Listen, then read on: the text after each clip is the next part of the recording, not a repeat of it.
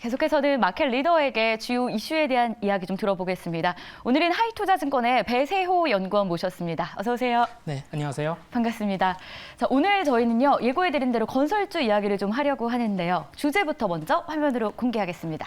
오늘의 주제는 건설주, 해외로 띄운 승부수입니다. 해외 시장에 대한 기대감이 솔솔 좀 바람이 불고 있고 정책 모멘텀까지 안고 있는데 사실 점검하자면 주가가 영 좋지는 못했어요.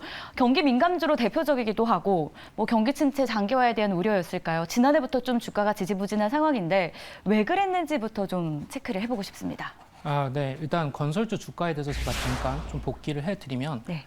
작년 3월까지는 굉장히 건설주 주가가 좋았습니다. 그 대선에 대한 기대감이 있었고 양 후보 다 공급 확대 그런 정책을 내놨고 실제로 윤석열 정부가 250만 원을 공급을 하겠다, 규제가 대폭 완화를 시키겠다 라는 기대감이 그런 정책을 내걸었고 실제 당선이 되면서 건설주 주가가 굉장히 좋았는데요. 근데 또 당선이 되고 나서 그 다음 좀 건설주 주가가 많이 안 좋았습니다. 네. 가장 큰 이유는 금리가 굉장히 빠르게 올라왔습니다. 물가 상승률 때문에 좀 금리를 올릴 수밖에 없었고 그때 당시에는 금리가 언제까지 올라갈지 시장에서 쉽사리 예단할 수 없는 상황이었습니다. 추가로 그동안 부동산 가격이 워낙에 많이 올라갔기 때문에 이런 실수요자 사이에서 부동산 가격이 고점에 다다른 게 아닌가라는 인식이 팽배했고 그래서 부동산 경기가 정말 놀랍게도 급속도로 빨리 냉각이 되었습니다.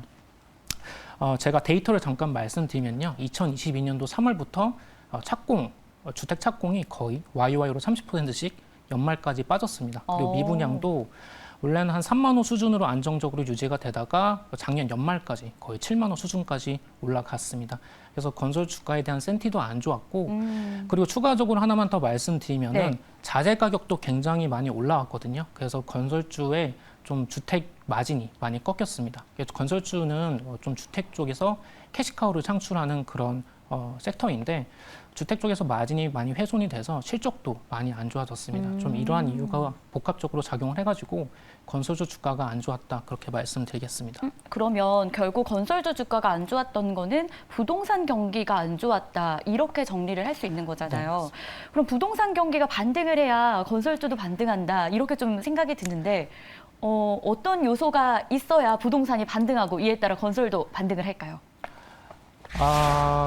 지금 네. 사실 실질적으로 부동산 데이터를 살펴보면은 좀 반등을 하고 있다라고 볼 수 있습니다. 이미 물론, 시작이 됐습니까? 네, 그러니까 이게 제가 구체적으로 말씀드리면 네. 좀 실거래가 같은 경우에는 올해 1월달 바닥을 찍고 그래서 지금 거래가 되는 것들은 조금씩 올라오는 거고요. 그리고 거래량 자체도 지금 물론 경상적인 수준 대비로는 거래량이 많이 낮은 상태긴 하지만은 월별로 계속 올라가는 거는 체크가 되고 있습니다. 네. 그럼에도 불구하고 지금 건설주 주가가 조금 잘 안 가는 이유는요. 좀 대표적으로 분양이 잘 안 되고 있습니다. 제가 좀만 더 구체적으로 말씀드리면은 작년에 분양 물량이 거의 40만 호에 육박을 했고요. 2020년도 같은 경우에는 50만 호에 분양을 했습니다. 그래서 잘 될 때는 40에서 50만 호의 분양 계획이 잡혀 있는데 올해 분양 계획이 잡혀 있는 게 30만 호 수준에 불과합니다. 1분기까지 분양을 한 거는 3만 호에 불과하고 2분기에도 원래 8만 호가 분양 계획이 잡혀 있었는데 네. 지금까지 2분기에 분양된 것도 거의 3만 호 수준밖에 되지가 절반도 않습니다. 못했네요. 그래서 이거 나머지를 6월 달에 해야 하는데 이게 실질적으로 된다라고 말씀드리긴 좀 그렇고 이것 또한 역시 연기가 될 것 같습니다. 그래서 종합적으로 말씀드리면은 올해 분양 계획 물량도 30만 호밖에 되지가 않는데 이마저도 다시 내려갈 여지가 크다. 좀 이런 것들이 좀 건설 주가를 누르는 것 같고요. 그리고 네. 추가적으로 그러니까 제가 방금 말씀 부동산 데이터가 조금씩 올라오고 있다라는 거는 사실 좀 국지적인 겁니다. 전반적으로 부동산 데이터가 좋아지려면은 유의미하게 모두가 인식할 만큼 좋아지려면은 가장 중요한 거는 실수요자들이 지금 집을 사야 한다라는 그런 의지가 좀 팽배해져야 그래야 좀 부동산 그런 경기가 살아난다라고 보는데 사실 그 부분은 저도 그렇고. 저도 지금 네. 말씀드리면서 생각을 네. 해봤는데 내 지갑 열기도 지금 쉽지가 않은데 이게 전반적으로 이런 인식이 깔리려면 그렇죠. 아직 좀 시간이 남지 않았을까 맞습니다. 싶어요. 사실은 조금은 시간이 걸린다라고 보는 게 합리적인 것 같고 네. 그 시점이 언제냐 그렇게 쉽사리 예상할 수 있는 부분은 아닙니다.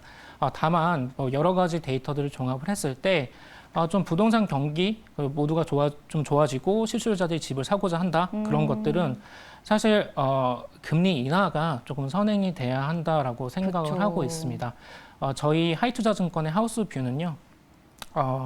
4분기, 올해 4분기에 25bp 인하를 좀 예상을 하고 있습니다.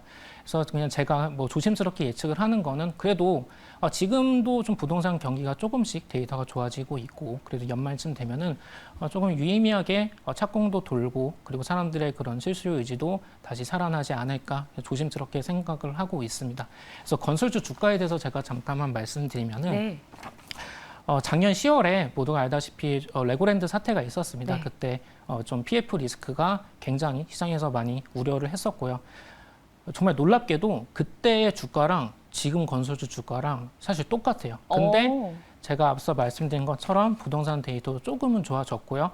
그리고 이 PF 리스크도 시장에서 우려했던 만큼 그렇게 시스템 리스크로 전이가 되지 않았습니다. 지금 금융당국이 굉장히 모니터링을 열심히 하고 있고 그 정책 자금도 투입을 하고 있고요. 그래서 그런 PF, ABCP 금리도 연초 대비로는 소폭 내려간 게 확인이 됐습니다. 그래서 저는 그 좀 PF 리스크가 물론 지방의 몇몇 사업장들이 지금 브릿지론 단계에서 문제가 있는 거는 분명한 것 같고 네. 워낙에 정보가 폐쇄적이기 때문에 쉽사리 뭐 얼만큼 뭐 익스포저가 있다, 리스크가 있다라고 말씀드리기는 어렵지만은 이게 전체적인 뭐 시스템 리스크로 전이가 되고 우리가 알만한 그런 건설사들이 부도가 나고 이런 리스크는 굉장히 낮다라고 생각을 하고 있습니다. 그래서 결론적으로 네. 지금 건설주 주가가 굉장히 싸요. 싼데 이게 주가가 유의미하게 더 올라간다라는 거는 모두가 제가 앞서 말씀드린 것처럼 부동산 경기가 좀 유의미하게 반등을 한다. 근데 그 시점에 대해서는 좀 조심스럽게 연말로 바라보고 있으니까 장기 투자자 입장에서는 지금 주가가 충분히 싸니까 조금 묻어둔다라는 느낌으로 접근하셔도 저는 충분히 좋을 것 같습니다. 제가 말씀드리는 건설주는 뭐 GS건설이라든지 뭐 DLENC, 뭐 대우건설 네. 이런 대형 건설사들을 말씀드리는 겁니다. 네, 종목들까지 좀 언급을 미리 해주셨는데요. 결과적으로는 좀 바닥을 다졌다. 반등의 시그널이 나오고 있다. 이런 힌트들을 계속 주셨습니다. 사실 국내 시장은 어려움에도 이렇게 회복의 길을 아주 조금씩 걷고 있는데 그래도 기대할 만한 부분은 해외 시장이 아닐까 싶어요.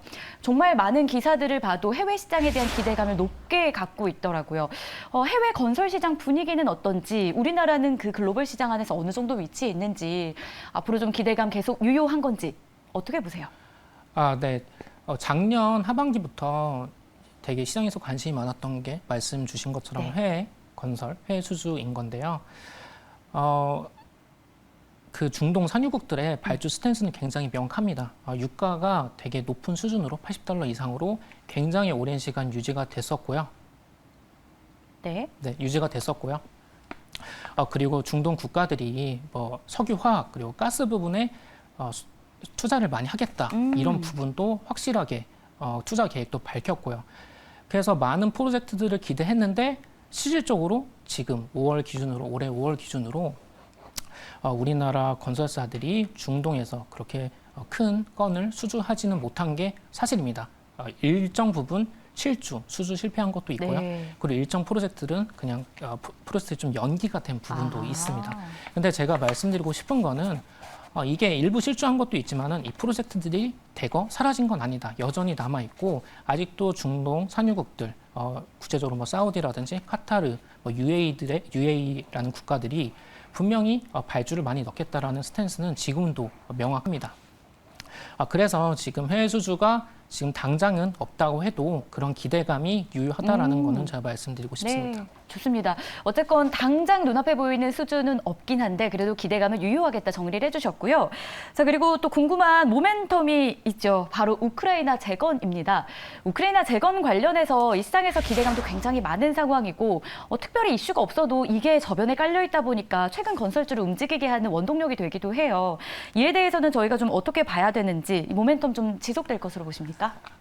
당연히 되게 네. 큰 건이에요. 제가 건설 애널리스트로서 뭐 이런 것들이 있으면 되게 네. 좋지만은 사실 지금 우크라이나 재건 관련돼서 지금 뭐 국토교통부의 원희룡 장관이 열심히 활동을 하고 있다는 것도 네. 기사로 실시간으로 체크를 하고 있고 다만 이게 전쟁이 언제 끝날지도 모르고 이 재건 규모가 어느 정도며 그리고 우리나라가 거기에 건설 기계를 지원을 하는 정도인지 아니면 인프라를 깔아주는 건지 정확하게 나온 게 아직은 하나도 없거든요. 방향성이 아직은. 썰로만 있는 상황이기 때문에 지금 우크라이나 재건 때문에 몇몇 주식들이 튀긴 하는데요. 좀 이런 부분은 아직은 테마로서 접근하는 게 맞다라고 생각을 하고 있습니다. 물론 중장기적으로 좀 전쟁이 끝나고 분명히 좀 우리나라 건설사들이 거기서 좀 활동을 했으면 좋겠다라는 바람은 있습니다. 중장기적으로는 분명 좀 재료가 그러니까 눈앞에 보일 어떤 이슈는 될 수 있겠지만 지금은 좀 테마성으로 접근하는 게 좀 유효하겠다라는 이런 생각까지 저희가 견해를 들어봤고요. 자, 이번에는 시장으로 좀 들어와 보겠습니다. 수급이 사실 시장 안에서 중요하잖아요. 외국인 투자자들이 썰물처럼 빠져나가는 듯 했는데 최근 다시 돌아오는 분위기예요. 어떤 종목들에 이렇게 관심을 갖고 있는 건지 그 배경은 뭔지 정리해 주신다면요. 지금 좀 외인들이 건설주를 접근하는 거는 제가 조심스럽게 예상을 하는 거는 좀 바닥이다 뭐 이런 느낌 그리고 그 섹터 순환매 같은 그런 느낌으로 들어오는 게 아닌가 또 단기간에 굉장히 큰 업사이드를 보고 들어오는 것 같지는 좀 않다라고 생각을 하고 있습니다. 그러면 가격적인 측면에서 좀 저렴하니까 지금 사면 괜찮겠다라는 예상을 외국인 투자자들이 한다는 건 거죠? 네, 저는 그렇게 조심스럽게 생각을 하는데 사실 그분들의 생각은 제가 그렇죠. 거기까지는 알 수 없지만. 제가 네옴시티 관련해서도 간략하게 좀 말씀을 드리겠습니다. 작년부터 네옴 관련된 그런 모멘텀이 굉장히 셌어요. 굉장히 셌고 근데 사람들이 좀 네옴에 대해서 좀 되게 모호해요. 왜냐하면 실제로 정보가 없습니다. 사우디 입장에서 네옴에 관련돼서 구체적으로 정보를 제공을 하는 게 지극히 제한적입니다. 근데 제가 확실히 말씀드리고 싶은 거는 지금 네옴시티라는 게 진짜로 공사가 되고 있거든요. 네옴을 구성하는 더 라인이라는 큰 도시 개발 계획이 있는데 실제로 땅을 파고 있고 상상 속의 도시가 아니라 실제로 지어지기 시작했다는 거잖아요. 맞습니다. 말뚝을 받고 있고 이게 진짜 실체가 있는 겁니다. 그리고 지금까지 네옴시티 관련돼서 발주가 나온 금액이 거의 250억 달러 정도가 되는데 전체 사업비 규모가 지금으로서는 5천억 달러 정도로 추정이 되고 있어요. 그래서 제가 말씀드리고 싶은 거는 지금까지 발주가 나온 거는 굉장히 일부다. 굉장히 일부고 그리고 도시 개발의 초창기이기 때문에 인프라 관련된 발주가 많이 나올 것이다. 그리고 작년에 이미 현대건설과 삼성물산이 거의 20억 달러 규모의 공사를 수주를 했죠. 저는 이러한 공사 수주 건이 올해에도 많이 지속될 거라고 생각을 하고 있고 실제로 현대건설이 한 20에서 30억 달러 정도의 네옴시티 관련된 파이프라인을 보유를 하고 있습니다. 보통 삼성물산과 같이 컨소시엄을 이루기 때문에 제가 말씀드린 그 공사 규모의 한 2배 정도가 우리나라 건설사들이 올해 네옴시티 관련돼서 좀 수주가 기대되는 금액이다. 그래서 지금도 실체가 있고요. 그래서 지금 네옴시티 관련돼서 투자자들이 관심이 조금 사그라진 게 사실이지만은 이게 그냥 단기간에 끝난 재료가 아니고 계속 되는 재료다라는 거를 말씀드리고 싶습니다. 일각에서는 우려먹는 사골국 같다라는 말을 제가 보기도 했어요. 건설주 하면은 뭐 네옴시티, 우크라이나 재건 이런 이야기를 하도 많이 하니까 너무 많이 우려먹는 거 아니냐 했는데 그게 아니라 이게 정말 중장기적으로 실존하는 도시고 실제 말뚝이 받기 시작했고 앞으로 가치가 있다라고 좀 정리를 해주셨기 때문에 이 부분도 함께 기억해 보겠고요. 자, 그럼 건설주 앞으로 시장을 좀 안에서 주도해 줄 만한 건설주를 이끌어 줄 만한 하반기 모멘텀 이슈 재료들은 어떤 게 있을까요? 사실 정책적인 부분을 많이 기대를 했었는데요. 근데 올해 연초에 수도권의 투기과열지구 등을 해제를 하면서 사실 정부 단에서 풀 수 있는 규제들은 거의 다 풀었다라고 보시면 됩니다. 핵심적인 규제가 DSR 규제가 남아있긴 하는데요. 이거는 아직 좀 가계부채 리스크라든지 정부에서 쉽사리 건들 수 있는 부분은 아닙니다. 그래서 정책적인 부분에서는 조금 기대할 수 있는 부분이 없다라고 생각을 하고요. 제가 아까 앞서 말씀드렸다시피 좀 부동산 경기가 그래도 좀 4분기 중에 좀 금리 인하도 저희는 기대를 하고 있고 그리고 데이터도 조금씩 좋아지고 있고 좀 실수요자들이 다시 생겨나지 않을까 해서 조금 그런 것들을 좀 기대를 하고 있습니다. 결국 정부가 이 규제를 쉽게 풀 수 있는 문제는 아니기 때문에 여기에 엄청난 기대감을 가질 수는 없지만 앞서서 계속 설명하신 거 다시 정리해 네. 주셨잖아요. 저 같은 집 없는 사람들이 실수요자로 나설 수 있는 기회가 분명 생길 수 있다라는 기대감. 이 저변에는 금리도 인하될 수 있다라는 하이투자증권 이 하우스 안에 어떤 전망까지 저희가 함께 챙겨봤습니다.